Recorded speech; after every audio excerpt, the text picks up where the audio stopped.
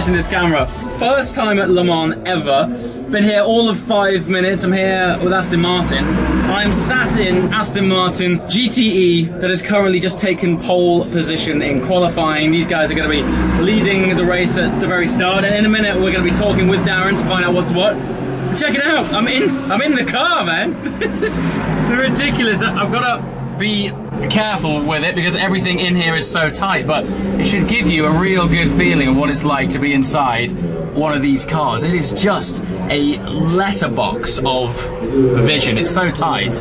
There is a rear view mirror in here, but during the race it's also hectic that this is actually a rear view screen.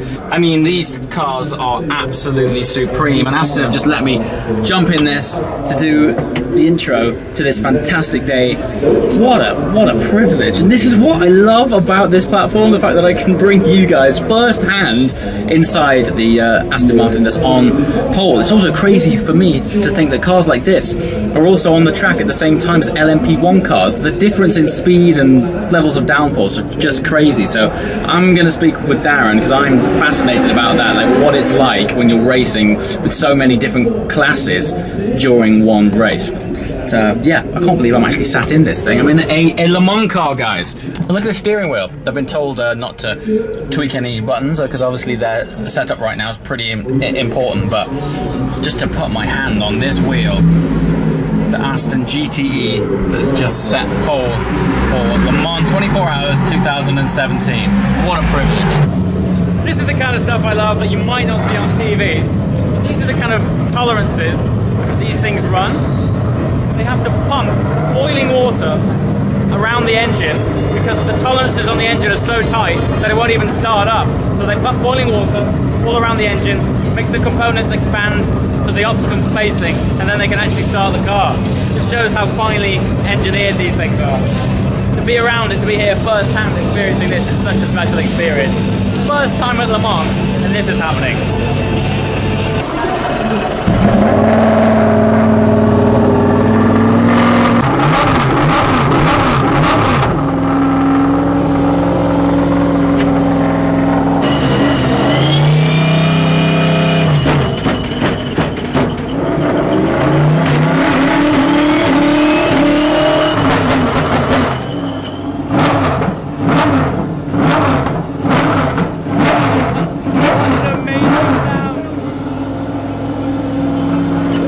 We're there, the man himself. You've just managed to get pole.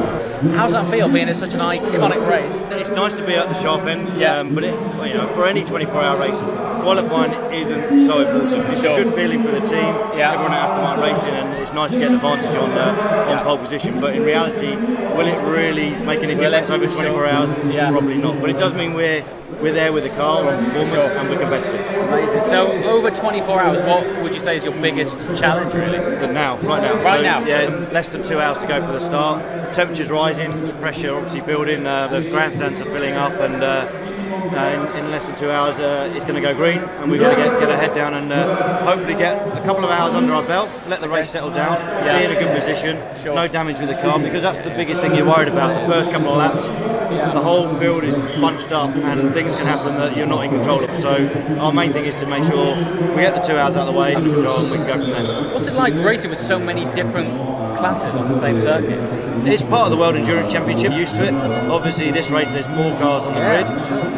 The speed differential on the Mulsanne straight is quite big. I guess it must be 40, maybe 50 kilometres an hour. Wow, okay. So it's difficult to manage the traffic offside, the GT cars, and obviously the guys driving the LMP1 cars as well, and LMP2 cars. But that's part of sports car racing. Traffic management is all about being successful and dealing with all the conditions. I mean, it looks like we're going to have a completely dry race, but going through the night, traffic evolving, the management of traffic, it's what makes 24-hour racing so special.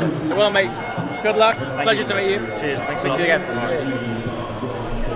What a top dude. Absolutely fantastic. So, for me, I'm just so super fascinated as to what it's like being in and amongst so many different types of cars.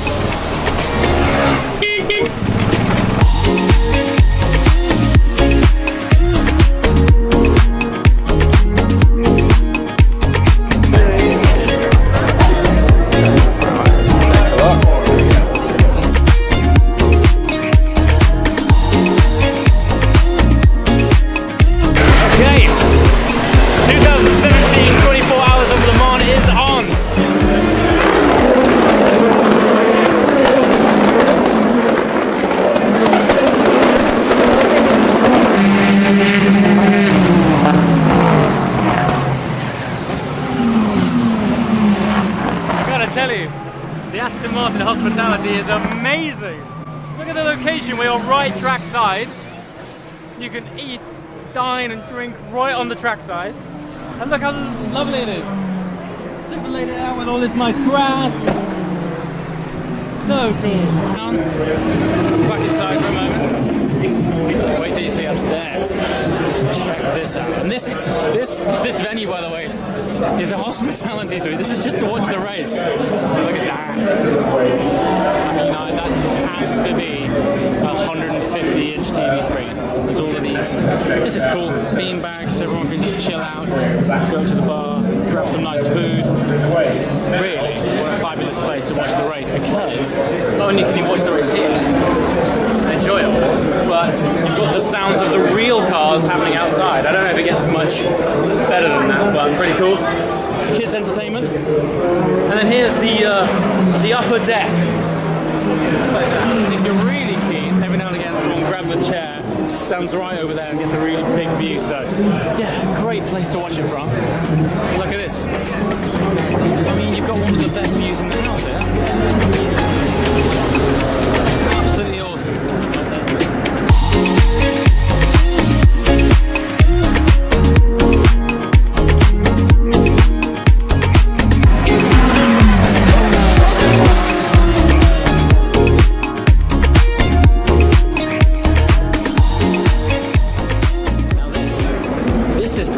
This is the Hero spec V12 Vantage, but it's the AMR Hero spec, which means it has all of this fabulous iridescent neon livery on it. I particularly love the contrast neon piping on the insides.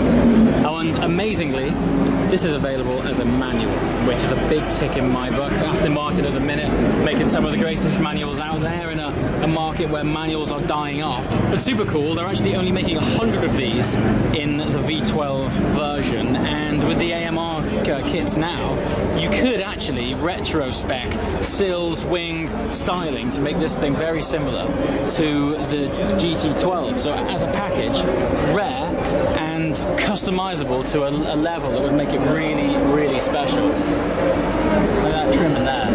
Neon trim, neon piping on the seats, and manual. Win all round. And if anyone's ever heard one of these, they are one of the best sounding cars. They're borderline obnoxious, but guaranteed to put a massive smile on your face. You can't beat a naturally aspirated V12. And these are sort of have this old school barbel about them. So yeah, really great that Aston are making cars like this.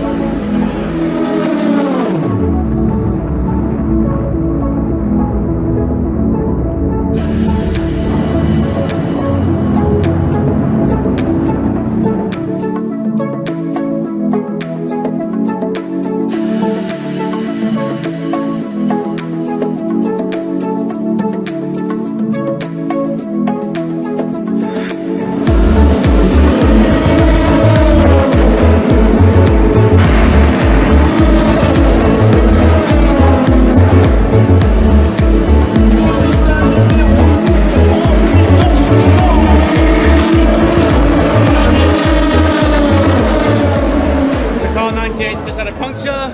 In the process, it's ripped a fender off. Hits is going crazy.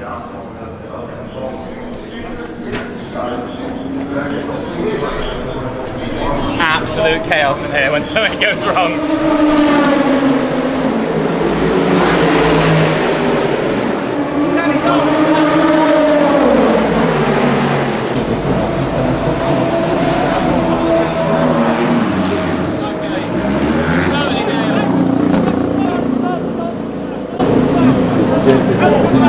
It's had a fairly substantial blowout. Ripped all the front fending off.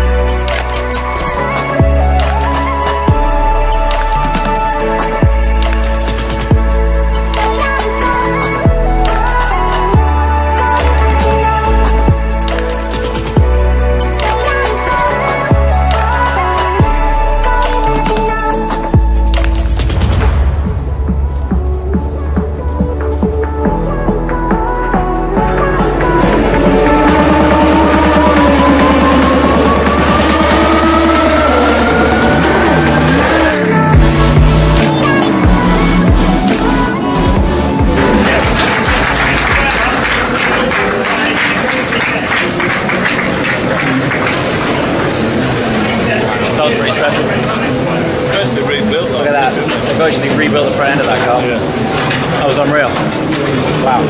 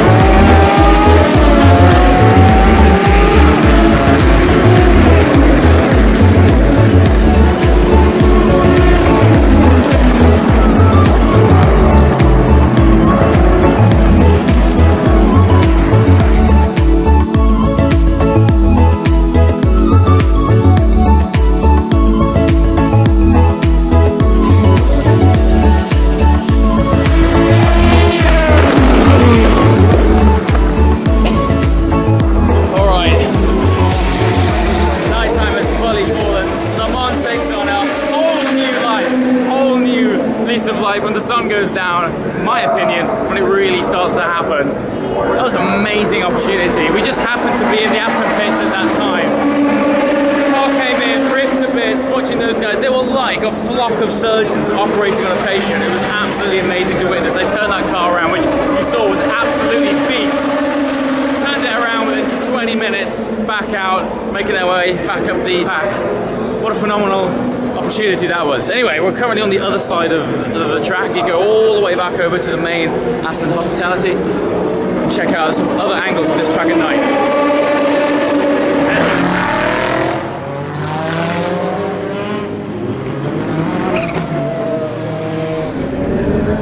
I know this might not seem like a big deal because I'm just eating soup, but it's much more about where I'm eating it and the situations you find yourself in during Le Mans. I'm sat outside this straight here. Safety car's currently out. They've been doing several laps. So all the cars have been going past slower than normal, so you get a real good look at them. It's dark now. This is what I'm getting while I'm eating my croutons and soup.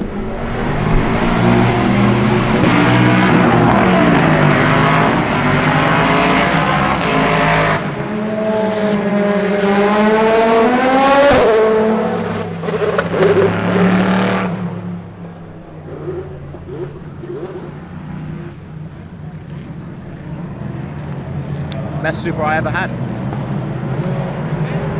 Time with the Aston Martin race band.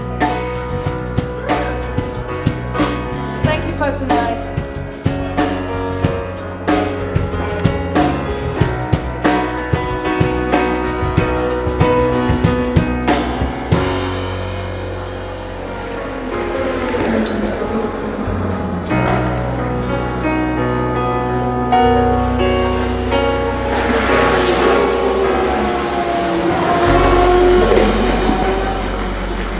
See you tomorrow.